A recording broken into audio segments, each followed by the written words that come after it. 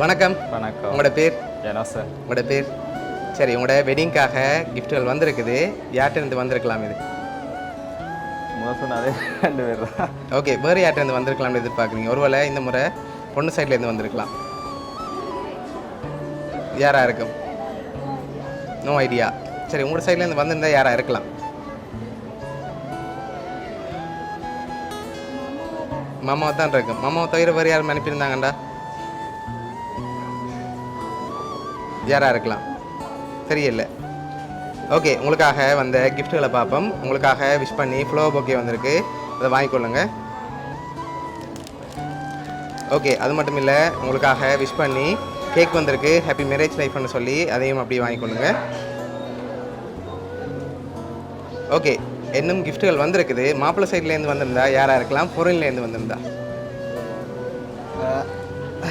பொருள்லேருந்தா இன்னொரு ஃப்ரெண்டும் இருக்கிறார். ஓகே, அவரோட நேம்? கிஷோவன். ஓகே, எங்கே இருக்காங்க? அவரும் ஃபின்லாண்ட். ஓகே, வேறு இன்னொரு ஃப்ரெண்ட் கயாடன், நம்மளே சொன்னது. ஓகே, மற்ற இன்னொன்று மச்சான். ஓகே, உங்களை பேர் தான் வந்திருக்கோம் அப்படியா? சரி, உங்களுக்காக வந்த அடுத்த கிஃப்ட் பார்க்கும் முதல் இது பொண்ணுக்காக வந்திருக்கு. பொண்ணுக்காக ஜிமிக்கி பொக்கே வந்திருக்குது. ஓகே, லாஸ்ட் கிஃப்ட்டில் யாருன்னு சொல்லி இருக்குது, பார்த்துருவோமா? ஓகே, அதையும் வாங்கிக்கொள்ளுங்க.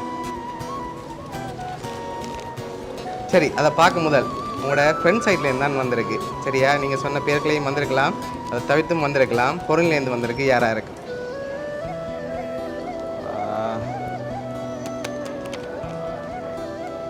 பொருள்லேருந்து தான் வந்திருக்கா அப்படின்னா கிஷோவனா? இன்னும் சரி, ஓப்பன் பண்ணுங்க பாப்போம்.